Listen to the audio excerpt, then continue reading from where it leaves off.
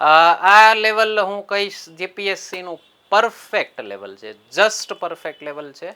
છેલ્લા ઘણા બધા વર્ષોમાં મારી દ્રષ્ટિએ લેવાયેલી બેસ્ટ એક્ઝામ છે. આ એક્ઝામમાં આઈઆર ના 16 ક્વેશ્ચન છે. કરંટમાં આઈઆર નું પોર્શન ખૂબ વધારતા જાય છે. આપણા લેક્ચર્સની બહાર એક બે ક્વેશ્ચન માંડ ગયા છે 16 માંથી.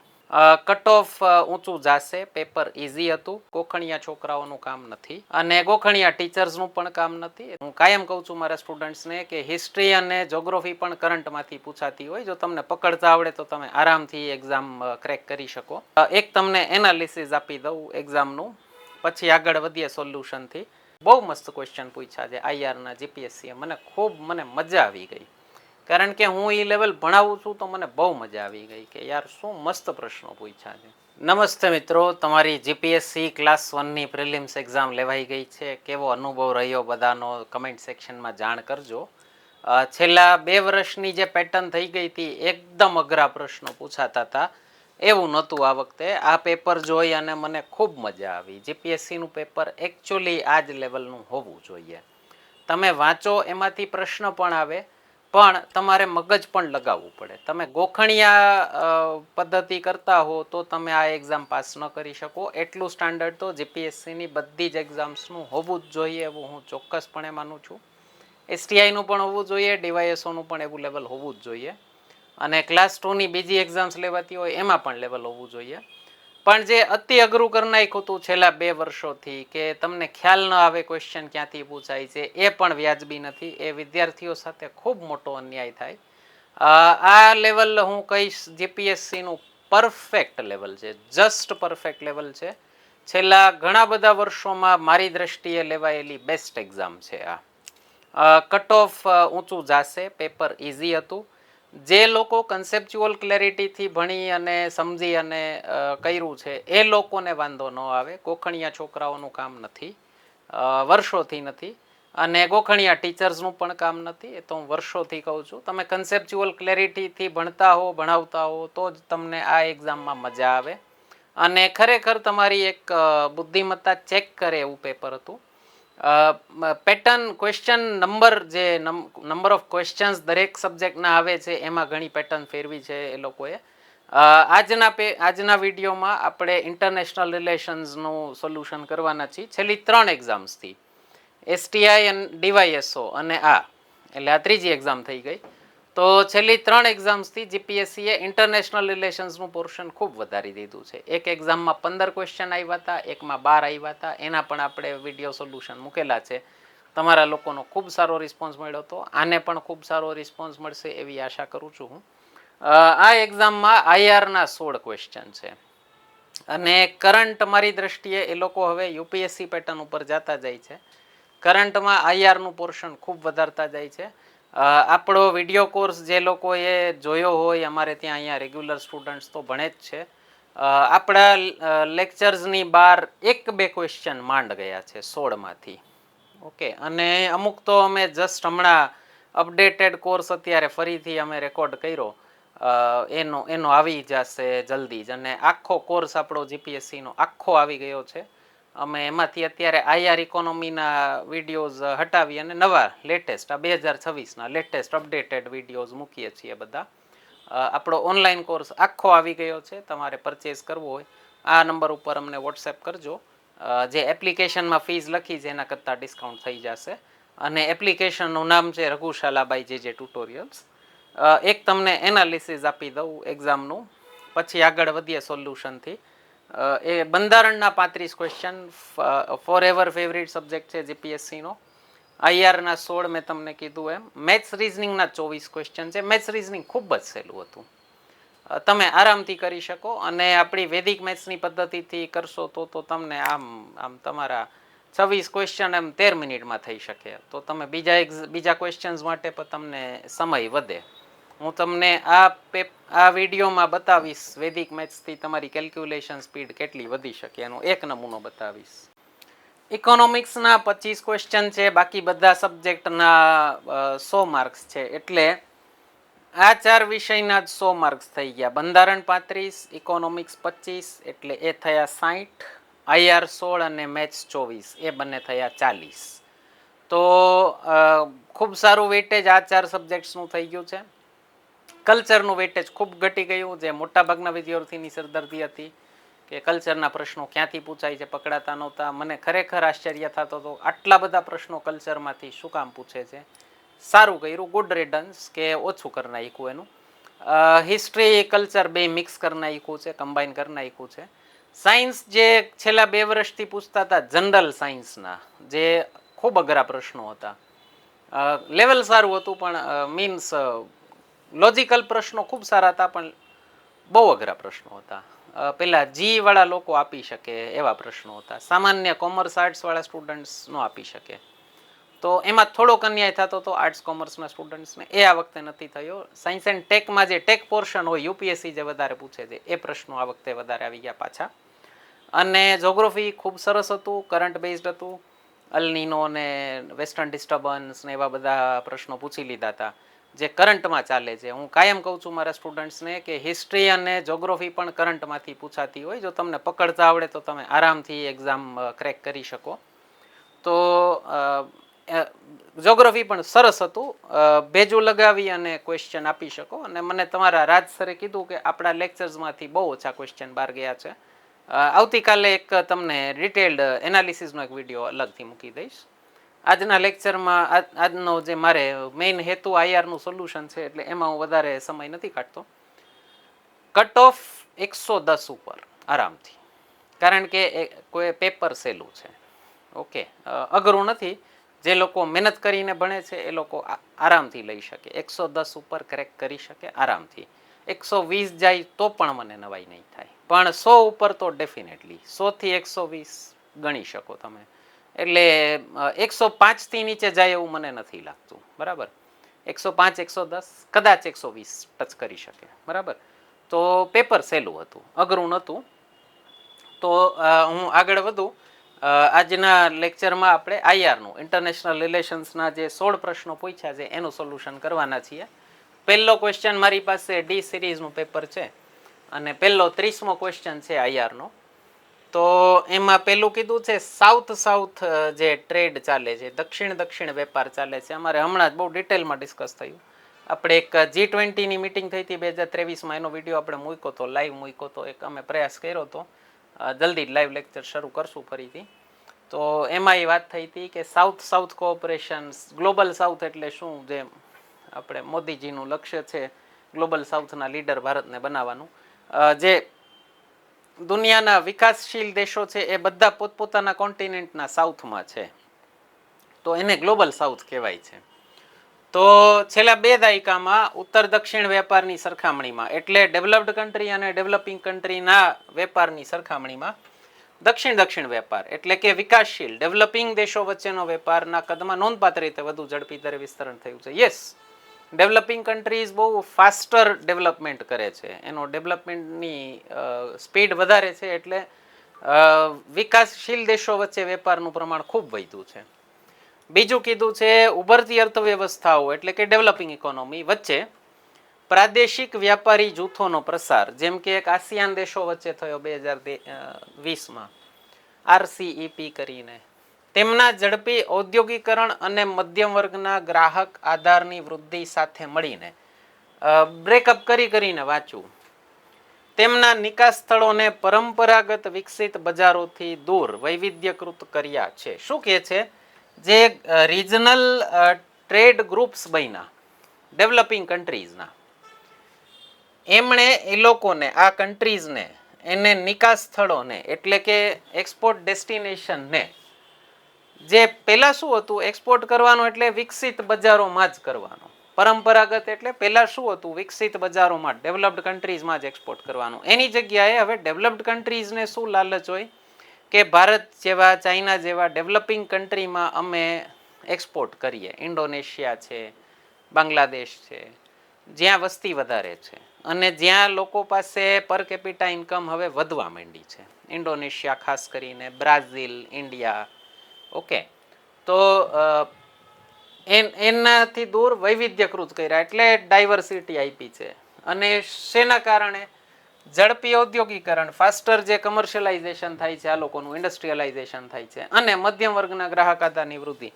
જે ડેવલપિંગ કન્ટ્રીઝનો મધ્યમ વર્ગ છે, મિડલ ક્લાસ છે, એ લોકોની પેઇંગ કેપેસિટી હવે વધવા માંડી છે, તો એના કારણે આ વસ્તુ થાય છે. બરાબર છે. આનો જવાબ આવશે એ વિધાન 1 અને 2 બંને સાચા છે અને વિધાન 2 એ વિધાન 1 ની સમજૂતી આપે છે. એટલે આ આનું સાચું એક્સપ્લેનેશન છે. તો જવાબ આવશે આનો ઓપ્શન એ.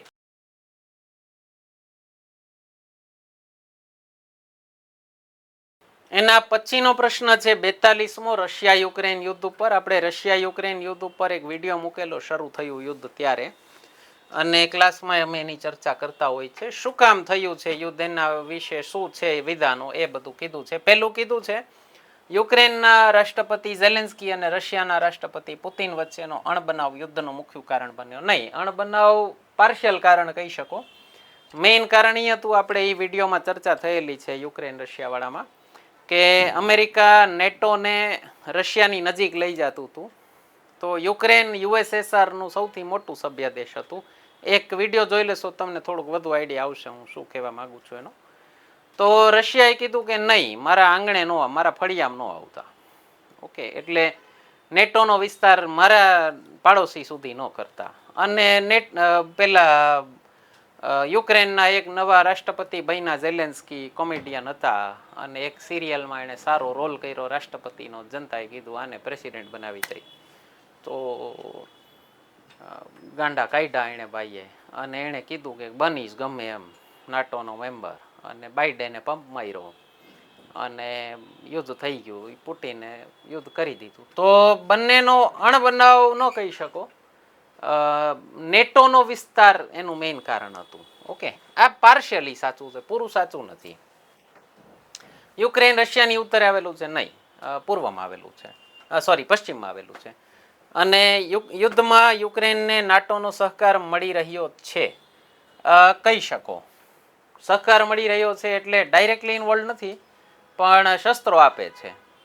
તો આમ તો ત્રણેય પેલા કહેવાય ને ડાયસી છે, પણ તમે મને પૂછો કે એક ઉપર મારવાનું જ છે તો હું ફક્ત 3 કહીશ. ઓકે, ડી કહીશ. કદાચ આ ક્વેશ્ચન કેન્સલ પણ થઈ શકે.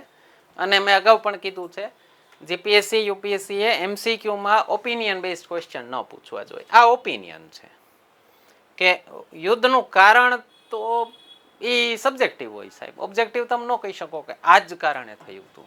ઓકે, એમાંય ચાલુ યુદ્ધના તો ન જ કહી શકો. જે પતી ગયા હોય, હિસ્ટ્રી થઈ ગયા હોય, એમાં કદાચ ઘણી બધી સમીક્ષા થઈ ગઈ હોય તો તમે કહી શકો કે પ્રોપર એક કારણ પિન પોઈન્ટ થઈ ગયું હોય. ઓકે, છતાં આનો જવાબ મારી દ્રષ્ટિએ આવશે ડી. એના પછીનો પ્રશ્ન છે 92મો. અત્યારે જે યુએસએ ઈરાન યુદ્ધ ચાલે છે એના સંદર્ભમાં જ છે. પેટ્રોલની જે સપ્લાયની અછત થઈ ગઈ, તો એના કારણે આ વસ્તુ બહુ ચર્ચામાં આવેલી ન્યૂઝમાં એમાં, કે સ્ટ્રેટેજિક પેટ્રોલિયમ રિઝર્વ દરેક દેશનો કેટલો છે એ. ઓકે, ભારતનો છેલ્લા 10-12 વર્ષમાં ખૂબ વધ્યો છે આપણો સ્ટ્રેટેજિક પેટ્રોલિયમ રિઝર્વ. શું હોય, યુદ્ધની સ્થિતિમાં બહારથી પેટ્રોલ ન આવી શકે એમ હોય તો તમારી પાસે કેટલો જથ્થો છે અને કેટલા દિવસ તમે ચલાવી શકો એમ છો. તો ચાઇના પાસે તો કહેવાય છે 5 વર્ષનો છે, અમેરિકા પાસે તો દશકોનું પેટ્રોલ છે. ભારતે હમણાં છેલ્લા 12 વર્ષમાં ઘણું વધાર્યું. આપણું લગભગ 75 દિવસ જેવું છે અત્યારે. પહેલાં તો કંઈક 30 દિવસ, 30-40 દિવસ જેવું હતું. ઓકે, તો સ્ટ્રેટેજિક પેટ્રોલિયમ રિઝર્વ જાળવી રાખવાના અત્યંત મહત્વને વધુ સ્પષ્ટ કર્યું છે. કીધું જ છે જો તાજેતરના વૈશ્વિક સંઘર્ષોએ. ભારતના એસપીઆર પ્રોગ્રામ વિશે ધ્યાને લો વિધાનો.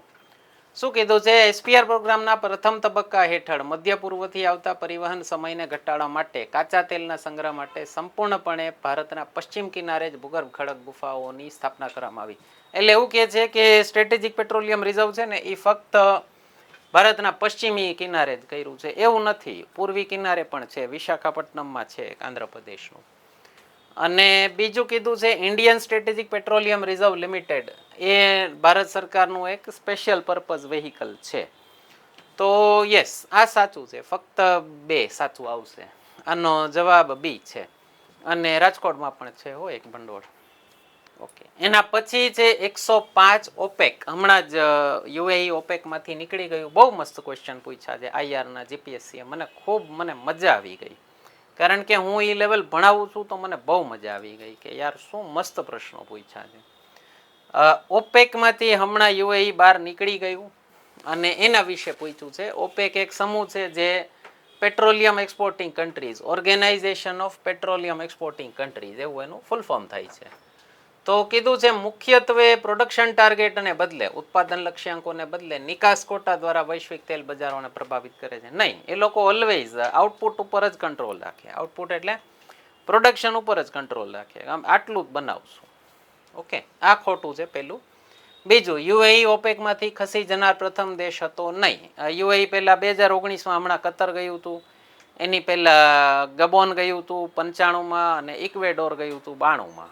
તો ઘણા દેશો ગયેલા છે. તો આ ખોટું છે. ઓકે, સેકન્ડ ખોટું છે. ત્રીજું કીધું છે ઓપેકનું સભ્યપદ હંમેશા ફક્ત એશિયા અને આફ્રિકાના દેશો પૂરતું સીમિત રહ્યું છે. નહીં, વેનેઝુએલા એનું ફાઉન્ડિંગ મેમ્બર હતું. વેનેઝુએલા એવું દક્ષિણ અમેરિકામાં, જેના રાષ્ટ્રપતિ અત્યારે ભારતમાં છે. તો કયા વિધાનો સાચા છે? ત્રણેય ખોટા છે. જવાબ આવશે આનો ઓપ્શન ડી, એક પણ નહીં. એક મેં તમને કીધું વૈદિક મેથ્સથી તમારી કેલ્ક્યુલેશન સ્પીડ કેટલી ફાસ્ટ થઈ શકે એનો એક નમૂનો આપીશ. આ ગયા વર્ષનું કોન્સ્ટેબલનું પેપર છે મેથ્સ રિઝનિંગનું. આપણને ખ્યાલ છે બેંક પીઓ જેવા સમ્સ પૂછી લીધા હતા. આ એક ડીઆઈનો પ્રશ્ન છે જે અઘરો સબ્જેક્ટ કહેવાય છે. અહીંયા જો બધા 4 શહેર આપ્યા છે અને એની પ્રોડક્ટ આપી છે અને અહીંયા તમને પૂછ્યું છે દરેક પ્રોડક્ટની તમામ શહેરોની મળીને કુલ વાર્ષિક આવક કેટલી થાય. તો માની લો પ્રોડક્ટ એ છે તો એનો ટોટલ મારવાનો છે. તો જોજો મિત્રો કેટલું ઝડપથી થઈ શકે એ ખાલી જોજો તમે. 4800, 155, 215, 219, 259, 299, 349, 356, 396, 436, 471, 474, 514, 519 અને 559. મિત્રો આટલી ઝડપથી તમે પણ કેલ્ક્યુલેશન કરી શકો. એમાં કોઈ જાદુ ન હોય, વૈદિક મેથ્સની ટેકનિક્સ હોય, એના ઉપર પ્રેક્ટિસ કરો તો તમારું પણ મેથ્સ આટલું ફાસ્ટ થઈ શકે. કોર્સ જોઈન કરવું હોય તો એપ્લિકેશનનું નામ છે અને અમને આ નંબર ઉપર વોટ્સએપ કરજો. મેક્સિમમ ડિસ્કાઉન્ટ કરાવી દેશું જે થતું હશે એનું. બીજું એક ઉદાહરણ આપું. 65, 73, 103, 143, 173, 176, 244, 249, 279, 281, 311, 341, 350, 370 અને 401. મિત્રો આટલું ફાસ્ટ કેલ્ક્યુલેશન તમે પણ કરી શકશો. ફરીથી એપ્લિકેશનનું નામ છે રઘુશાલાભાઈ જે ટ્યુટોરિયલ્સ. ઓફલાઈન ઓનલાઈન અમારા કોઈ પણ કોર્સમાં જોડાવું હોય અમને આ નંબર ઉપર વોટ્સએપ કરજો. એના પછી 113મો પ્રશ્ન છે ડી સિરીઝનો. બ્રિક્સ ઉપર છે. આપણું જે ભારતનું એક ખાસ સંગઠન છે. બ્રિક્સ સંગઠનમાં હમણાં ઘણા બધા મેમ્બર્સ વધ્યા, 5 મેમ્બર્સ વધ્યા છે.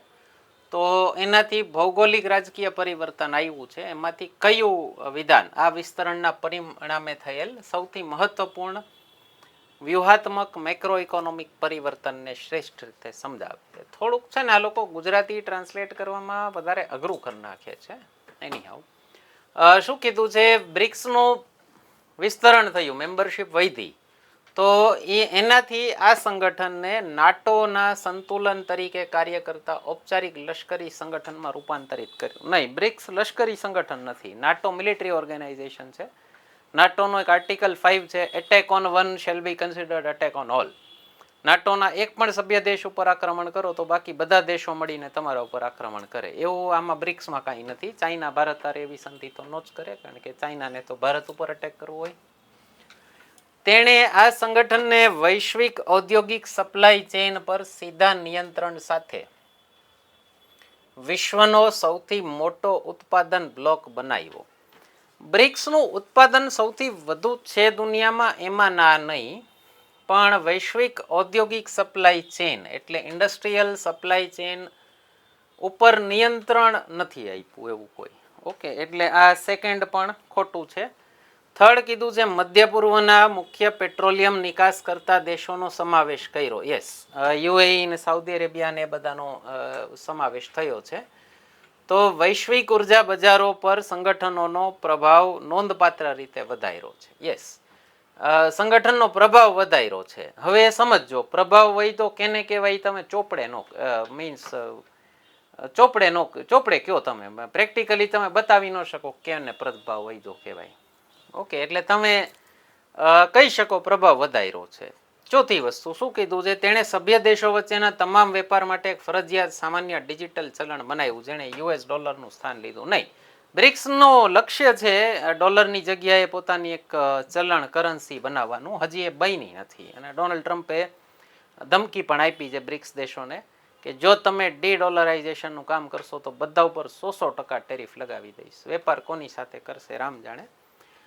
તમને જવાબ આનો ઓપ્શન સી છે. તમને આ ટાઈપના કોઈ સંગઠન હોય ને, ઇન્ટરનેશનલ મલ્ટીલેટરલ કોઈ પણ, એમાં એક તમને ટ્રીક આપું, તમને જવાબ ન સમજાય ને તો સમજવું આવા બધા સંગઠનોથી ખાસ કોઈ જમીન ઉપર જાજો ફરક નથી પડતો, થિયોરેટિકલ ફરક પડતો હોય.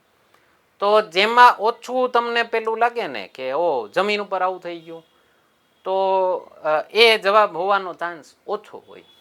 ઓકે, આમાં તમે લોજિકલી વિચારો ને તો જવાબ એક જ વધે છે, સંગઠનનો પ્રભાવ નોંધપાત્ર રીતે વધાર્યો. હવે કેમ સાબિત કરો નોંધપાત્ર રીતે વધ્યો?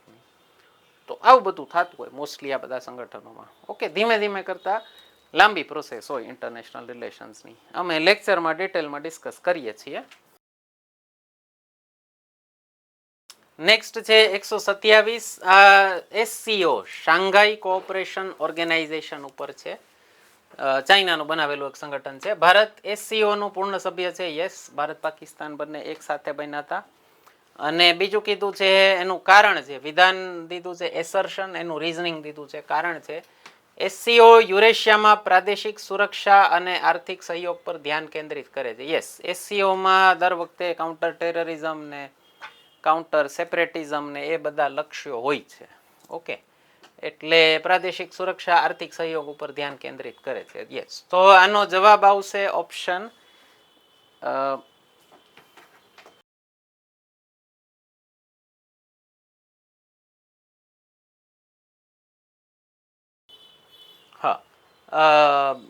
એમાં શું કીધું છે, એસર્શન વિધ નિવેદન સાચું છે અને આ એનું યોગ્ય કારણ છે. ભારત સભ્ય બન્યું એનું કારણ આવો નથી કે SCO યુરેશિયામાં પ્રાદેશિક સુરક્ષા અને આર્થિક સહયોગ પર ધ્યાન કેન્દ્રિત કરે છે. બંને સ્વતંત્ર છે. તો આનો જવાબ આવશે ઓપ્શન બી. નિવેદન એ સાચું છે, કારણ પણ સાચું છે, પણ કારણ એ નિવેદનની સાચી સમજૂતી નથી. આ ટાઈપના ક્વેશ્ચન્સ બહુ લોજિકલ હતા, બહુ સરસ, એમ બુદ્ધિશાળી પ્રશ્નો હતા.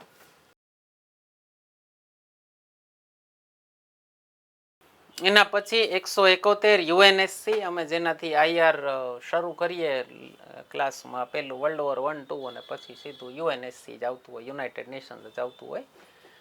દરેક કાયમી સભ્ય પાસે મૂળ ઠરાવોને વીટો કરવાની સત્તા છે. યસ, યુએનએસસીમાં, યુનાઇટેડ નેશન સિક્યોરિટી કાઉન્સિલમાં, સંયુક્ત રાષ્ટ્ર સુરક્ષા પરિષદમાં 5 કાયમી સભ્યો છે, બધા પાસે વીટો પાવર છે.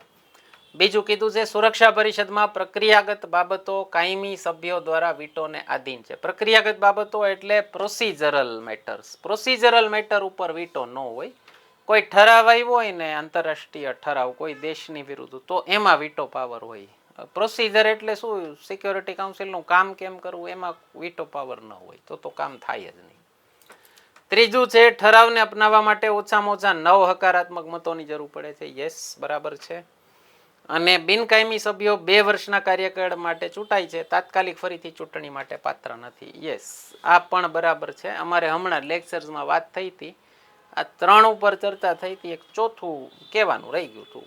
આમ તો લોજિકલ છે, તમે જાતે પણ લોજિક લગાવો તો સમજી શકો કે નોન પરમેનન્ટ મેમ્બર હોય તો એકવાર બન્યું હોય તો પછી તરત તો બીજી વાર ન જ બની શકે, તો નોન પરમેનન્ટ ન કહેવાય. ઓકે, જો તરત ચૂંટણી માટે પાત્ર હોય તો પછી એ નોન પરમેનન્ટ ન કહેવાય. કોઈ પાવરફુલ દેશ પોતાનો પ્રભાવ ઉપયોગ કરીને સતત બહીને જ રાખે. ઓકે, ઉપર પૈકી કયા વિધાનો સાચા છે? તો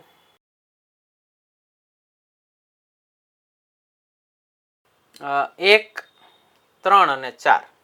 ઓકે, ઓપ્શન છે બી.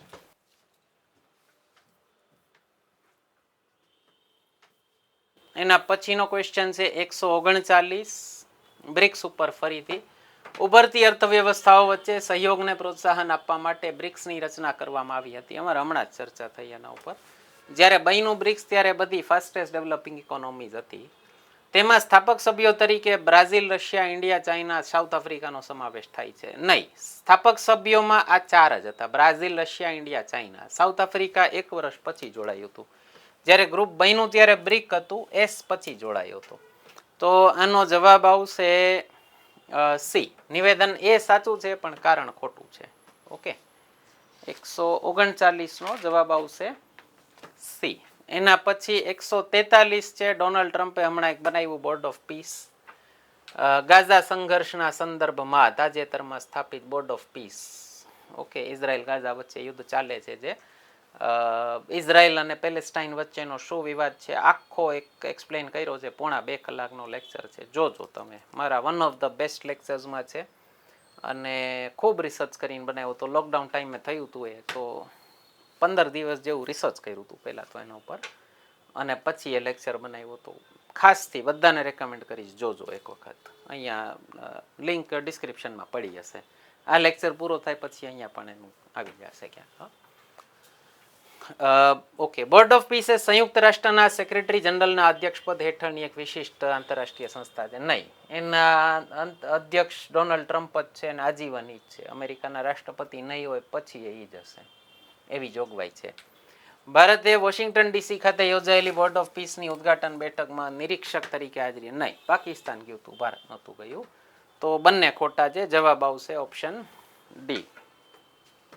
અને મિત્રો, તમે અહીંયા સુધી આવી ગયા હો તો વિડીયોને લાઈક કરવાનું ભૂલતા નહીં. લાઈક કરીને જરાક હાઈપ પણ કરી દેજો, જેથી તમારા વધુ મિત્રોને આ વિડીયો પહોંચી શકે. તમારા મિત્રો સાથે ગ્રુપ્સમાં શેર કરવાનું ભૂલતા નહીં અને ચેનલ સબસ્ક્રાઈબ કરવાનું ભૂલતા નહીં. તમારા એક આટલા નાનકડા પ્રયાસથી અમને લોકોને ઘણી બધી હેલ્પ મળતી હોય. આગળ વધુ છું સોલ્યુશનમાં. એના પછીનો ક્વેશ્ચન છે 152મો. 2026માં નીચેનામાંથી કયા વિદેશી મહાનુભાવોએ ભારતની મુલાકાત લીધી? ઉર્સુલા વોન ડેર લેયન યુરોપિયન કમિશનના અધ્યક્ષ છે. આપણે રિપબ્લિક ડેમાં ચીફ ગેસ્ટ તરીકે આવ્યા હતા. પછી MBZ તરીકે ફેમસ છે શેખ મોહમ્મદ બિન ઝાયેદ અલ નાહયાન, યુએઈના રાજા છે. અહીંયા પ્રમુખની જગ્યાએ રાજા છે છતાંય. અને ત્રીજું છે ઇમેન્યુઅલ મેક્રોન. અહીંયા ફ્રાન્સના વડાપ્રધાન લખાઈ ગયું છે, ફ્રાન્સના રાષ્ટ્રપતિ છે. એટલે થર્ડ આ ઇમેન્યુઅલ મેક્રોન આવ્યા હતા આપણી AI સમિટમાં, પણ આના કારણે આ ખોટું પડે. વડાપ્રધાન નથી, રાષ્ટ્રપતિ છે, એટલા માટે. તો આનો જવાબ આવશે ફક્ત 1 અને 2. Okay, option A. 154માં ભારતની આંતરરાષ્ટ્રીય સીમા સંદર્ભે નીચેના વિધાનો ધ્યાને લો. ઉત્તરાખંડ, ઉત્તર પ્રદેશ, બિહાર, પશ્ચિમ બંગાળ અને સિક્કિમ નેપાળ સાથે સીમા ધરાવે છે. આપણે નેપાળ સાથે અત્યારે ફરીથી નેપાળના જે નવા ચૂંટાયેલા પ્રધાનમંત્રી આવ્યા એણે પણ હમણાં એક નિવેદન દીધું ને કે નેપાળ પણ ભારતના કબજા કરીને બેઠું છે ભારતના એરિયા ઉપર. તો પેલા KP ઓલી હતા ત્યારનું નેપાળ અને ભારત સાથે થોડોક સીમા વિવાદ શરૂ થયો તો ચાઇનાએ કરાવેલો વિવાદ છે. તો એ સંદર્ભમાં તમે જોઈ શકો છો. અને કરંટ બેઝડ ક્વેશ્ચન છે IR નો. તો નેપાળની સીમા અડે છે યસ ઉત્તરાખંડ, યુપી, બિહાર, બંગાળ અને સિક્કિમ. યસ. બાંગ્લાદેશ સાથે સીમા ધરાવતા રાજ્યો પશ્ચિમ બંગાળ, આસામ, મેઘાલય, ત્રિપુરા, મિઝોરમ. યસ, બરાબર છે. અને ભારત સૌથી ઓછી આંતરરાષ્ટ્રીય સીમા ભૂટાન સાથે ધરાવે છે. સૌથી ઓછી સીમા અફઘાનિસ્તાન સાથે આપણે ધરાવીએ છીએ. ઓકે, એટલે આનો જવાબ જો GPSC એવો આપે કે 1, 2, 3 ઓપ્શન નથી, સારું છે. આનો જવાબ આવશે 1 અને 2. ઓકે, એટલે આ થર્ડ ખોટું છે. એલિમિનેશનથી પણ સાચું પડી શકે એમ છે. ઓકે, પેલા 2 તો સાચા જ છે અને 1, 2, 3 વાળો કોઈ ઓપ્શન નથી. તો જવાબ આવે તમારો 1 અને 2. કદાચ તમને ખ્યાલ ન હોય કે ભૂટાન સાથે વધુ છે કે બીજા કયા દેશ સાથે. આમ તો સૌથી આટલી કમસ્તી તમે નકશામાં જોશો ને તો આટલું કમસ્તું ટચ કરે છે અફઘાનિસ્તાનને. POK વાળો પાર્ટ છે. 155 વૈશ્વિક પરમાણુ શાસન સાથે ગ્લોબલ ન્યુક્લિયર રેજીમ સાથે ભારતના જોડાણ અંગે નીચેનામાંથી કયું વિધાન સાચું છે? આ અમે સાયન્સ એન્ડ ટેકમાં બહુ ડિટેલમાં ડિસ્કસ કરી છે. તમારા રાજ સરના લેક્ચર્સ જે પડ્યા છે એમાં આખું ડિટેલમાં ડિસ્કસ થાય છે. પહેલાં હું આઈઆરમાં લેતો હતો, પછી હવે એમણે સાયન્સ એન્ડ ટેકમાં કવર કર્યું હતું, હું આઈઆરમાં નથી લેતો. ભારત પરમાણુ અપ્રસાર સંધિ એનપીટી અને વ્યાપક પરમાણુ પરીક્ષણ પ્રતિબંધ સંધિ સીટીબીટી કમ્પ્રિહેન્સિવ ટેસ્ટ બેન ટ્રીટીનો હસ્તાક્ષર કરનાર છે. નહીં, નથી કર્યું. આ બધું તમને સોલ્યુશનમાં નથી સમજાવી શકું એના માટે તમારે એક લેક્ચર જોવું પડશે આખું. આ બધા 4-5 ઓર્ગેનાઇઝેશન્સની આની સિવાયના ઘણા છે. પીટીબીટી છે, સીટીબીટી છે, એનપીટી છે, એનએસજી છે, એમટીસીઆર, વાસેનાર, ઓસ્ટ્રેલિયા, બધાની ડિટેલમાં ડિસ્કસ થાય છે એમાં. ઓકે, અમારો કોર્સ લેવો હોય ઓનલાઈન ઓફલાઈન તો આ નંબર ઉપર વોટ્સએપ કરી શકો છો. ટ્રાયલ લેક્ચર્સ અરેન્જ કરાવી દઈશું. ઓફલાઈન કોર્સ જોઈન કરવો હોય તો, ઓનલાઈન લેવો હોય તો એમાં એપ્લિકેશનમાં પડ્યા જ છે. એપ્લિકેશનનું નામ રઘુશાલાબાઈ જે ટ્યુટોરિયલ્સ છે. અને આ નંબર ઉપર વોટ્સએપ કરજો. એમાં જે ફીઝ લખી છે એના કરતાં ઘણી ઓછી ફીઝમાં કરાવી દેશું. ઓકે, ભારત પેલું ખોટું છે. Bharat missile technology control regime MTCR Wassenaar arrangement Australia ગ્રુપના સભ્ય છે. યસ છીએ. આપણે અમેરિકા સાથે એક સિવિલ ન્યુક્લિયર ડીલ થઈ હતી, એના ભાગરૂપે આ અમેરિકાએ મદદ કરી હતી આપણને આ ગ્રુપ્સમાં જોડાવાની. તો આનો જવાબ આવશે બી, ફક્ત 2. 157. 2014માં લુક ઈસ્ટ પોલિસીનું સ્થાન એક્ટ ઈસ્ટ પોલિસીએ લીધું. યસ, મોદીજીની આ એક one of the important parts of foreign policy છે. લુક ઈસ્ટ પોલિસી શરૂ કરી હતી ઇન્દરકુમાર ગુજરાલે અને એના ઉપર એક્ટ ઈસ્ટ પોલિસી કરી આમણે. લુક ઈસ્ટ પોલિસી મુખ્યત્વે આસિયાન દેશો સાથેના આર્થિક એકીકરણ પર કેન્દ્રિત હતી, જ્યારે એક્ટ ઈસ્ટ પોલિસીમાં આસિયાન દેશો પ્લસ આર્થિક એકીકરણ એટલે ઇકોનોમિક કન્સોલિડેશન, પૂર્વ એશિયાઈ દેશો જાપાન સુધી આપણે આને લઈ ગયા છીએ, સુરક્ષા સહયોગ પર ધ્યાન કેન્દ્રિત કરે છે. યસ, બરાબર છે. તો આનો જવાબ આવશે ઓપ્શન એ. નિવેદન એ સાચું છે અને કારણ પણ સાચું છે એનું. ઓકે, નેક્સ્ટ ક્વેશ્ચન છે 167. ડબલ્યુટીઓ ઉપર છે. ભારત ડબલ્યુટીઓ નું સ્થાપક સભ્ય છે. યસ છે. વિશ્વ વેપાર સંગઠનની સ્થાપના general agreement on trade and ટેરિફની બદલે કરવામાં આવી હતી. યસ, બરાબર છે. નિવેદન સાચું છે. જીએટીટીની જગ્યાએ ડબલ્યુટીઓ બન્યું, પણ એનું કારણ નથી કે ભારત એનું સંગઠનનું સ્થાપક સભ્ય છે. બંને અલગ અલગ છે. આનો જવાબ આવશે ઓપ્શન બી. નિવેદન એ અને કારણ આર બંને સાચા છે, પણ કારણ એ નિવેદનની સાચી સમજૂતી નથી. આનો જવાબ આવશે ઓપ્શન બી. 181મો છે. 1971માં ભારત પાકિસ્તાન યુદ્ધ અંગે નીચેનામાંથી કયું અથવા કયા વિધાનો સાચા છે એના પર. યાહિયા ખાને પાકિસ્તાન વતી શરણાગતિના દસ્તાવેજ પર હસ્તાક્ષર કર્યા હતા. અમારે હમણાં જ ડિસ્કસ થયું આ મિત્રો.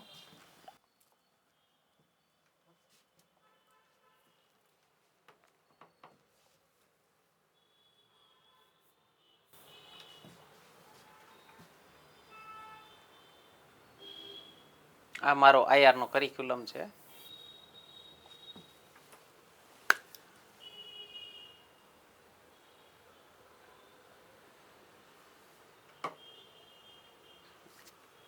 આ અમારે હમણાં જ ડિસ્કસ થયું હજી આઈઆરમાં પાકિસ્તાન સાથેના શું સંબંધો છે. આ ફોટો અમે હમણાં જ બતાવ્યો હતો સ્ટુડન્ટ્સને કે ભારતના હતા પૂર્વી સાઈડના જે ઈસ્ટર્ન બોર્ડર ઈસ્ટ પાકિસ્તાન સાઈડના જે જનરલ હતા એમનું નામ હતું જગજીતસિંહ અરોરા અને પાકિસ્તાનના હતા જનરલ એ કે નિયાઝી. ઓકે, આમિર અબ્દુલ્લા ખાન નિયાઝી, એણે હસ્તાક્ષર કરેલા છે. તો યાહિયા ખાને હસ્તાક્ષર નહોતા કર્યા. આ અમારો આખો આઈઆરનો સિલેબસ છે મિત્રો. ફોરેન પોલિસીના basics, world war 1, world war 2, પછી આંતરરાષ્ટ્રીય સંગઠનો, એમાં યુએન, પછી Bharat Pakistan, China, Myanmar, Afghanistan, Bhutan, Iran, Bangladesh, Myanmar, Sri Lanka, Maldives, Nepal અને બધા આંતરરાષ્ટ્રીય સંગઠનો બાકીના બધા. આટલો આખો ડિટેલમાં અમે આઈઆર ભણાવીએ છીએ. આપણો IR economy latest updated syllabus સાથેનો આખો કોર્સ આવી ગયો છે. અને ઘણા વિદ્યાર્થીઓને એમ થાય કે થિયરી સબ્જેક્ટ હોય સેલ્ફ સ્ટડી કરીને પાસ થઈ જશું. તમે થઈ શકો એક્ઝામ, હું ના નથી પાડતો, પણ જેટલો પાયો બનાવવામાં તમને 2 વર્ષ લાગે ને એટલો પાયો અમે 6 મહિનામાં બનાવી દઈએ. તો 6 મહિના 2 વર્ષનો તમારો પગાર કેટલો થાય એ કલ્પના કરજો. ઓફલાઈન કોર્સની ફીસ મારી 34,000 છે અને ઓનલાઈન કોર્સની ફીસ પણ એમાં એપ્લિકેશનમાં અત્યારે 6,000 લખી છે. તમે ડાયરેક્ટ યુપીઆઈ પેમેન્ટ કરશો તમને 5,000માં કરાવી દઈશું. ઓકે, તો શું કોસ્ટ થઈ સામે એ કલ્પના કરજો. જો તમારી પકડ સારી હોય સબ્જેક્ટ ઉપર જાતે તૈયારી કરો, નો પ્રોબ્લેમ. પણ મેં એવા વિદ્યાર્થીઓ જોયા છે કે 2 વર્ષથી તૈયારી કરતા હોય અને રિઝર્વેશનનો આર્ટિકલ કાઢવાનો કહું ચોપડીમાંથી તો ન કાઢી શકે. અને તમે એમ કહો કે રિઝર્વેશનનો આર્ટિકલ સહેલો જ છે, હું જાણું છું, પણ જો તમને 28, 29, 30 વચ્ચેનું રિલેશન ન ખબર હોય ને તો તમે બંધારણ નથી ભણ્યા મિત્રો. ઓકે, એટલે ટેકનિકલ વિષયો હોય અને તમારું કોઈક પાયો બનાવી દે ને તો તમારી જર્ની સહેલી થઈ જાય. ખાલી એટલો ફરક પડતો હોય. ઓકે, બાકી સેલ્ફ સ્ટડીથી પાસ થઈ શકાય, હું ના નથી પાડતો. તમારું કામ સહેલું કરવાનું અમારું કામ હોય. Okay, yes. નેક્સ્ટ, હા, બીજું કીધું છે આ યુદ્ધ દરમિયાન ભારતીય સેનાના વડા જે.એસ. અરોરા હતા. જે.એસ. અરોરા પેલી બાજુ આપણે બાંગ્લાદેશ વાળી સાઈડના સેનાધ્યક્ષ હતા, એના ઈ ફ્રન્ટના, ઈસ્ટર્ન ફ્રન્ટના આપણા સેનાધ્યક્ષ હતા સેમ માણેકશો. ઓકે, તો આઈ ખોટો છે, આઈ ખોટો છે. જવાબ આવશે ઓપ્શન ડી. અને છેલ્લો પ્રશ્ન આઈઆરનો છે, ભારત ચીન સરહદે આવેલા નાથુલા ઘાટ કયા રાજ્યમાં આવેલો છે? આની પણ અમારે હમણાં જ ચર્ચા થઈ. એ સિક્કિમમાં આવેલો છે. તો આનો જવાબ છે ઓપ્શન ડી. તો મિત્રો કેવું લાગ્યું પેપર સોલ્યુશન કમેન્ટ સેક્શનમાં જાણ કરજો. તમારો કટ ઓફ, તમારા અટેમ્પ્ટેડ કેટલા છે, કેટલા માર્ક્સ આવે એમ છે એ પણ જાણ કરજો કમેન્ટ સેક્શનમાં. અને નેક્સ્ટ જલ્દી જ આવું છું ઇકોનોમિક્સનું આ પેપરનું સોલ્યુશન લઈને. તો જોતા રહેજો. ચેનલ સબસ્ક્રાઈબ કરવાનું, મિત્રો સાથે શેર કરવાનું, વિડીયો લાઈક કરવાનું, હાઈપ કરવાનું ભૂલતા નહીં. ધન્યવાદ.